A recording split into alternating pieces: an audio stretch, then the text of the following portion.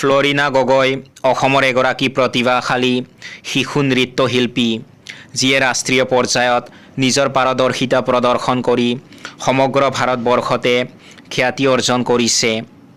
Sony টিভিৰ জনপ্ৰিয় নৃত্য reality show' Super Dancer Chapter 4ৰ বিজয়ী হিচাপে তেওঁ বিশেষভাৱে পৰিচিত। ফ্লৰিনা গগৈৰ জন্ম 2014 চনৰ 24 ছেপ্টেম্বৰ তাৰিখে অসমৰ যোৰহাট জিলাত হৈছিল।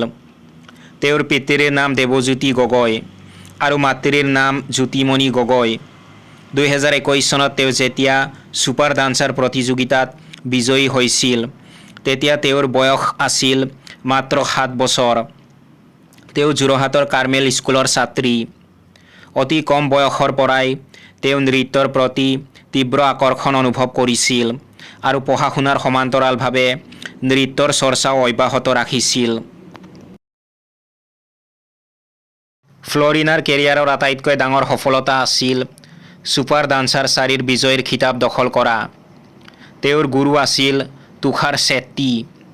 তেওঁৰ অনন্য নৃত্যশৈলী আৰু প্ৰকাশভংগীয়ে বিচাৰক শিল্পা ছেট্টী, গীতা কাপুৰ আৰু অনুৰাগ বাসুক মোহিত কৰিছিল।